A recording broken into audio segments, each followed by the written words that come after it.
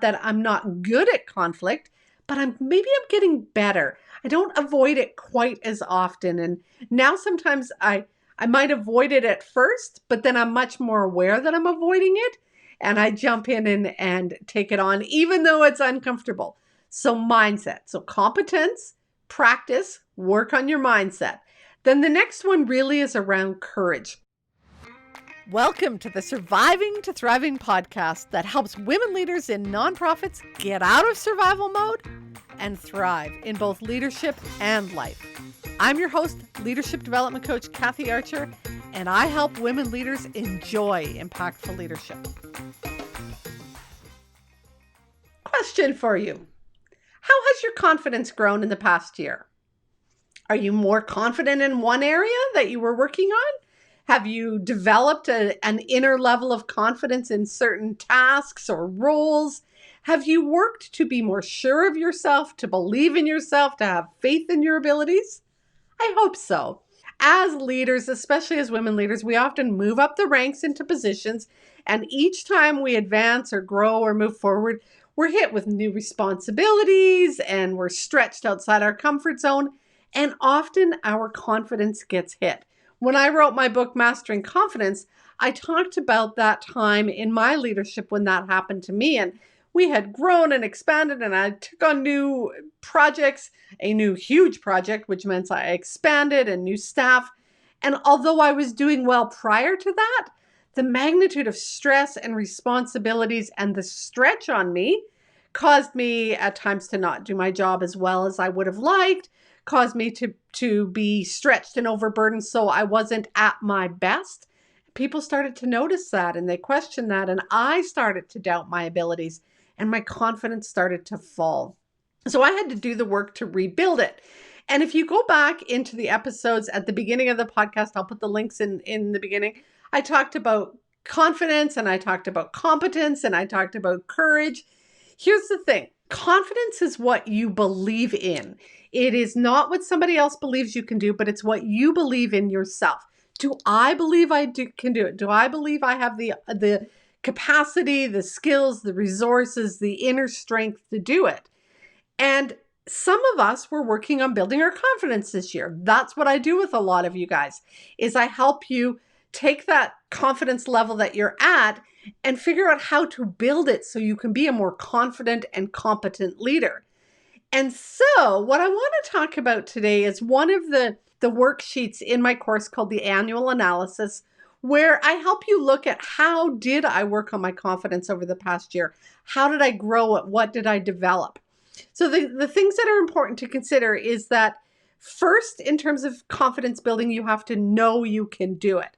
So that's the first question we ask is we look back at what we're doing. Take a specific area that you were developing confidence in this year. Perhaps it was around Zoom technology, supervising virtually. Maybe it was around public speaking. Maybe it was around dealing with conflict. Maybe it was balancing, some of your workload more, and you wanted to be more confident about doing that. The first step is that confidence. So if I take Zoom meetings and if you needed to be competent, did you do some training around Zoom meetings? Did you ask for some help? Did you read, Google, how do I put people into rooms? Did you learn some stuff about how to run online meetings? If you were looking to become more confident in dealing with conflict, did you read a book? Did you take a course? Did you get some coaching?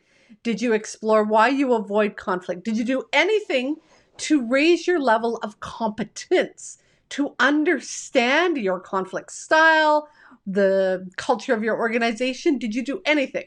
So that's the first thing to evaluate. Did I increase my competence so that I could feel more confident? The second part of that is, did you practice? You can't just learn the skill and think you've got it.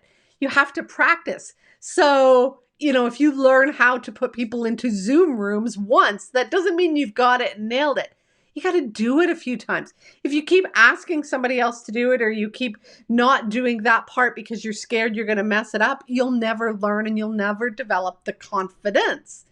If you avoid having conflict conversations because I'm not good at conflict, you'll never get good at conflict. So competence and then practice. The next thing you need to do is really work on your mindset.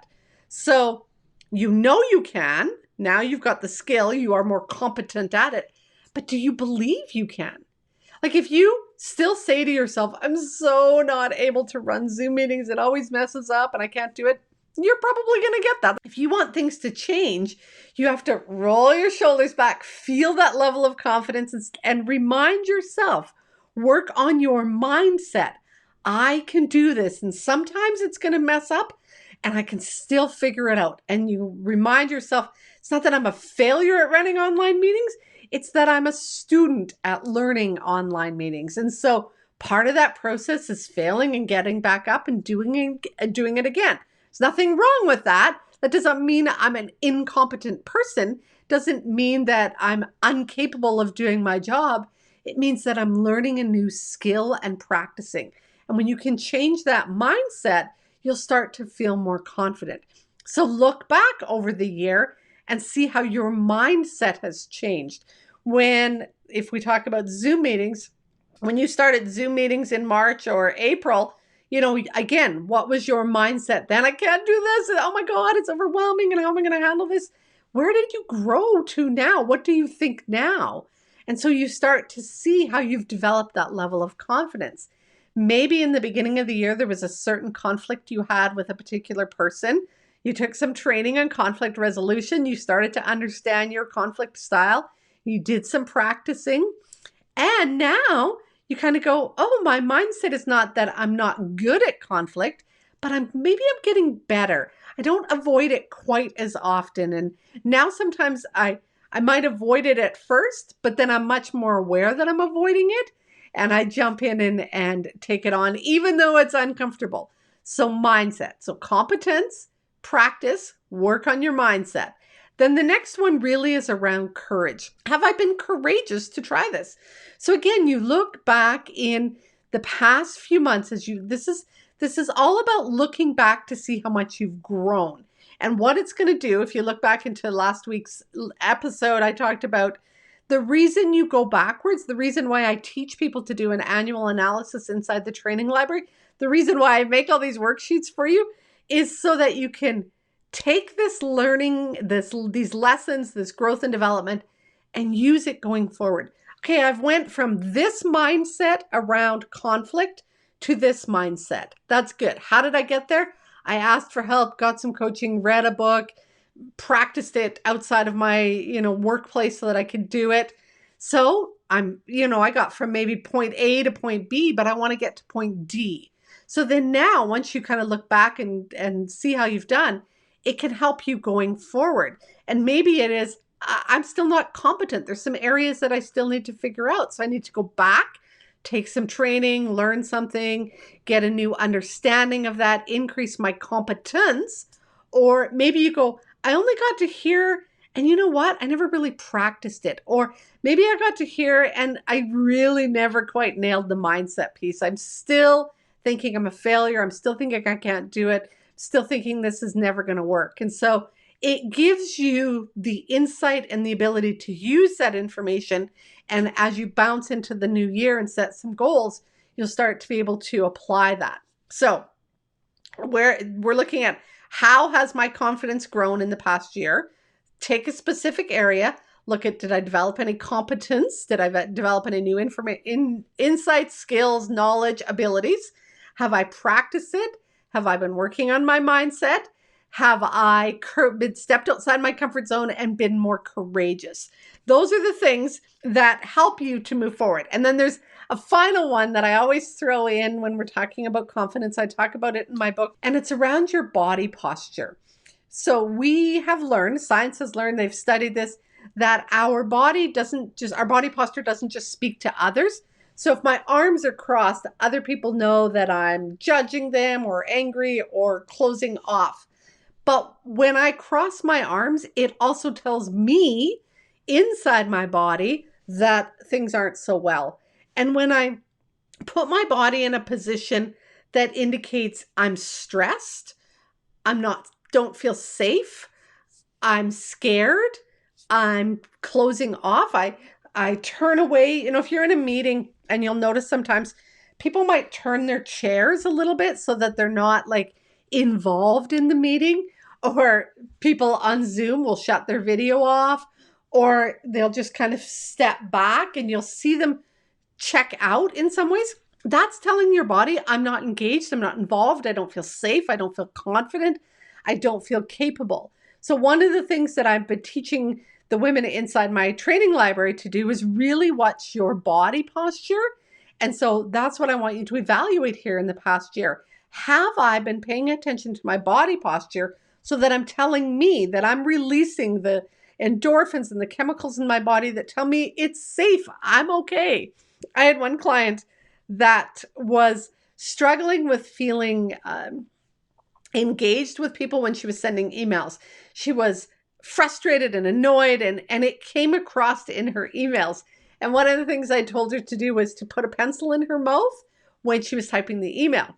So when we make ourselves smile, it actually releases again those chemicals in our body that say, I'm happy, I'm content, I feel good, I feel safe, I'm confident. And when she released those chemicals in her body and was then typing, she was able to send that message in a very different tone than when she was closed off and grumpy trying to type the message. So our body posture speaks to us.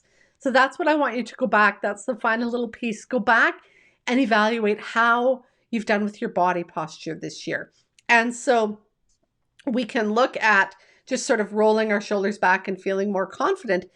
But it's also our posture. I know for me, my confidence really grew when I started working out and lifting weights, when I started doing yoga more, when I started feeling the power inside my body, strengthening my core, that I was able to sit up taller instead of feeling, frumpy. That's what I was, frumpy and grumpy, and like true. I had to roll my shoulders back. I had to gain the strength in my physical body so that it would speak to my emotional body. So that's the peaceable body posture. Really look back and see what you've done this year to grow and strengthen your body posture. Be more conscious of it and use it to your advantage to grow your confidence. So let me just do a quick review. We're looking back over the year at how your confidence has grown. If you need any help, I've got some links in the notes with the annual analysis course. There's a free lesson. I've included a link to my book, Mastering Confidence. You can listen to the first few chapters for free on my website. So if you need any help, there's help there. But if you want to look back at how you developed your confidence so that you can inform yourself going forward to create new goals for the new year, take a specific area that you were wanting to develop your confidence in. Look at, did I grow competence in that area? Have I gained a skill? Have I practiced that skill or that ability or used that knowledge in a way? Have I worked on my mindset to believe I can show up that way? Have I been courageous and stepped outside my comfort zone?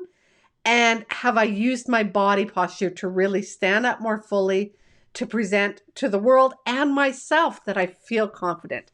If any of those you notice are off, great information. This is what I got to work on for next year. When you develop your confidence, when you know that you've got the competence, when you have the courage to practice outside your comfort zone, when you are really using your body posture to feel more confident, that's, my dear, when you're going to move from surviving to thriving in both your leadership and life.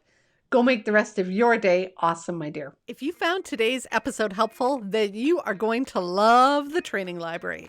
Many women leaders in nonprofits wish that they had a coach or a mentor to help them, but they don't believe that they or their organization can afford it. Oh, but you can.